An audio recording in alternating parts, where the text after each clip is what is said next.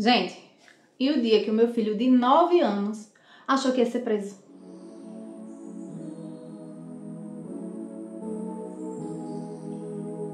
Bom, meu nome é Camila, eu tenho um filho que hoje tem 19 anos, mas na época que aconteceu essa história, ele tinha só 9. E o contexto da nossa vida era o seguinte: nessa época estávamos morando, eu e ele, num local assim muito longe do meu trabalho e da escola dele. E aí também tava só eu e ele, porque o meu marido nessa época tava trabalhando em outro estado, vizinho do meu estado, mas ainda assim era em outro estado, e ele passava a semana toda trabalhando e só vinha nos fins de semana.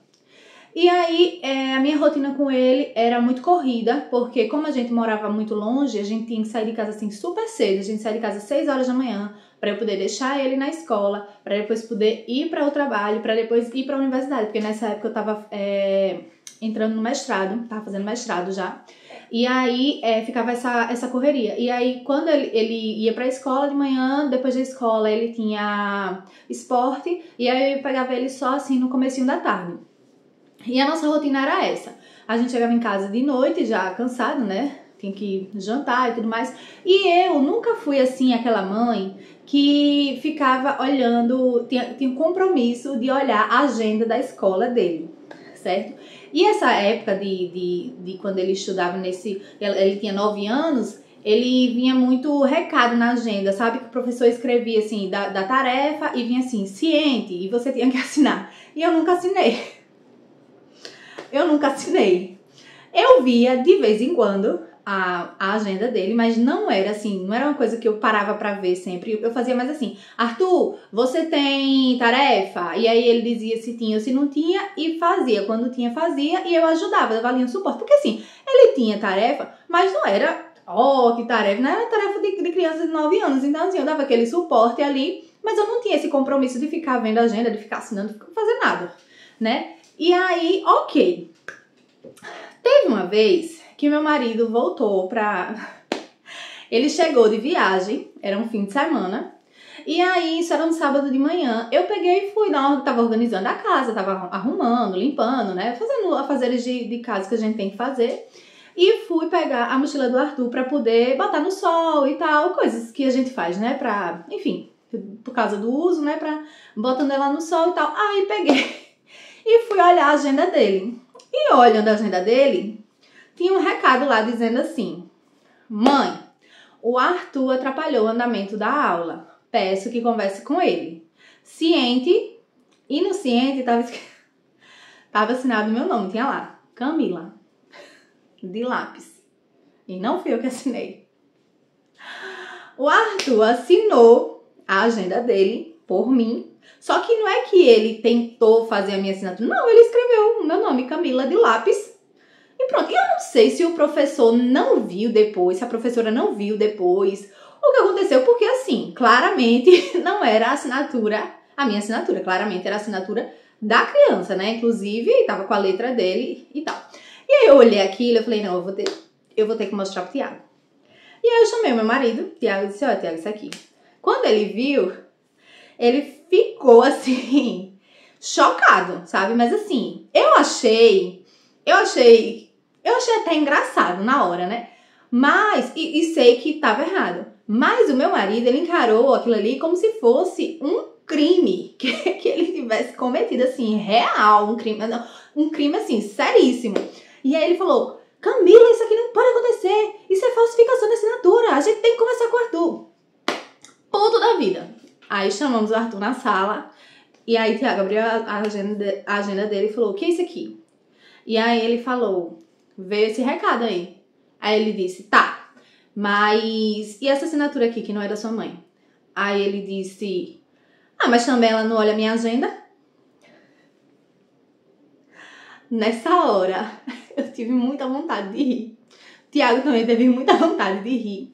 Mas a gente teve que se controlar, porque a gente tava brigando com ele, né? Tava passando carão nele. E aí a gente se segurou. E aí Tiago muito puto, e nessa altura ele já tava puto com o Arthur e comigo, porque afinal não olhava a agenda da criança.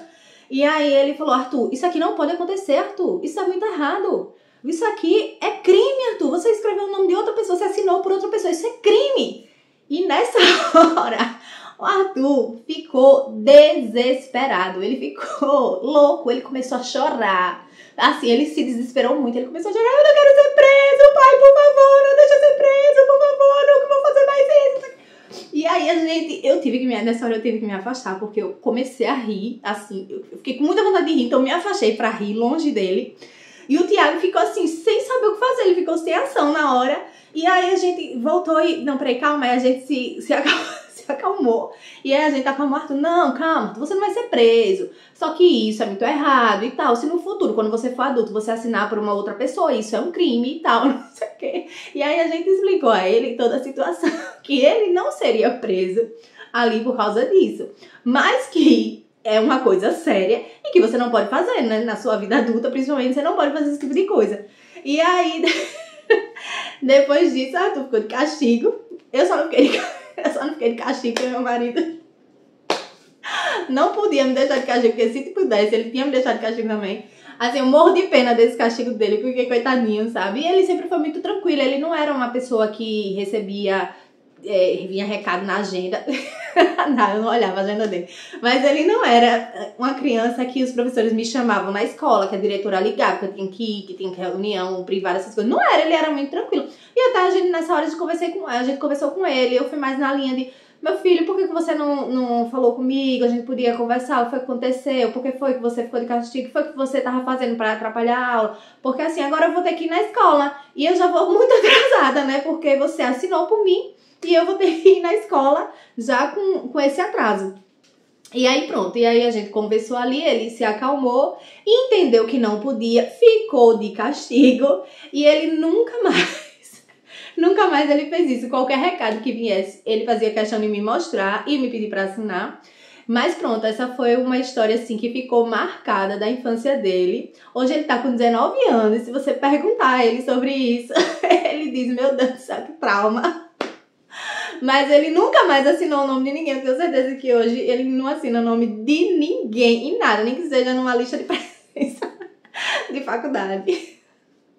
Olá pessoal, bem-vindos a mais um vídeo nesse canal. A história de hoje não é minha, é da minha amiga e minha comadre Camila, que passou isso com o Arthurzinho. Gente, eu ri demais. Quando eu escutei essa história pela primeira vez, anos, eu ri muito. E agora, relembrando essa história que ela me contou de novo, meu Deus do céu, eu ri muito, muito, muito. Eu acho ela muito divertida. Foi um fato que criança, né? Coisas que criança faz. Mas que, de fato, eu acho que o Thiago teve uma razão aí em chamar realmente a atenção dele. E dizer que realmente era um crime, porque é um crime, né? Porque uma criança, assim, não foi uma coisa boba que assinou lá da escola e tal. Mas é uma coisa que você não pode fazer, né? Assinar pelo nome de outras pessoas. Eu nunca assinei pela minha mãe, mas porque eu não sabia fazer a assinatura dela, realmente. Confesso. Mas uma amiga minha já assinou pela minha mãe por mim pra me liberar da escola. Meu Deus. Mas é coisa de criança e adolescente. Passou. Não teve nada demais. E na verdade não foi pra eu sair da escola pra ir fazer coisas pra casa mesmo. E pronto.